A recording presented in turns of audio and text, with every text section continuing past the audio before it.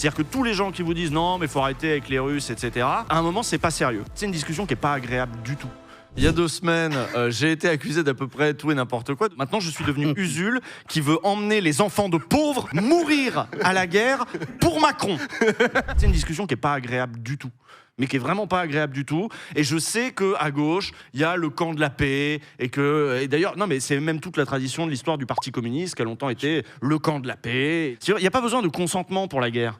Il n'y a pas besoin de dire oui, d'accord, je veux bien faire la guerre. Non, en fait, si l'autre a décidé, et on est déjà dans un régime de guerre hybride, vous connaissez le mot, mais guerre hybride, ça veut dire quoi? Ça veut dire je parlais il y a 2 semaines du procès là, qui va s'ouvrir pour les mecs qui ont tagué les étoiles de David et puis les mains rouges sur le mémorial de la Shoah. Ils sont revenus 2 fois sur le mémorial de la Shoah parce que leur idée, c'est d'appuyer là où ça fait mal dans la société française. En ce moment, on a des survols de drones assez étonnants au-dessus de nos sous-marins nucléaires en Bretagne et puis une base militaire il n'y a pas encore 3 jours.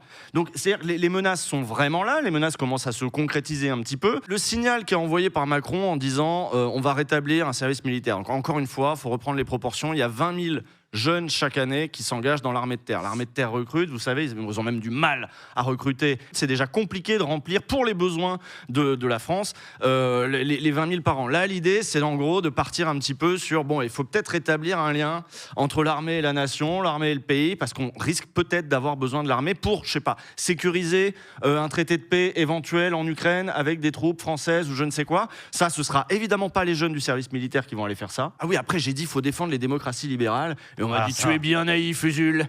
Les démocraties libérales. Après, tu sais que moi, j'ai dû expliquer ce que c'est qu'une démocratie libérale, s'il y a un plein qui ne savait pas. J'ai dit, en fait, on va se retrouver dans une situation qui est un petit peu celle de la guerre d'Espagne dans les années 30. C'est-à-dire qu'on a littéralement un régime ami, ou un régime qui partage un certain nombre de nos valeurs démocratiques, qui est attaqué par le modèle d'en face, le modèle fasciste, le modèle... Voilà. Est-ce qu'on va les aider? Ça a été une discussion sans fin dans la gauche des années 30. Sûr. On n'est pas intervenu, et on a préféré la non-intervention. Les Républicains ont perdu. On s'est retrouvé avec l'Espagne de Franco pour combien d'années? Donc voilà, c'est la question de notre modèle de démocratie, machin. Là, on commence à être insulaire là, dans le délire.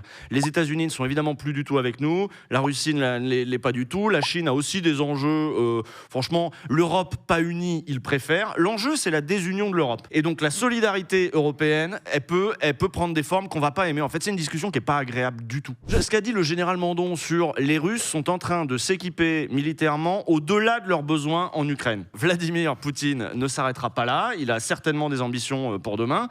Et ces ambitions sont notamment de détruire l'Europe de l'intérieur par les partis frères qu'il va avoir chez nous. Je pense à Bardella ou à je ne sais pas qui.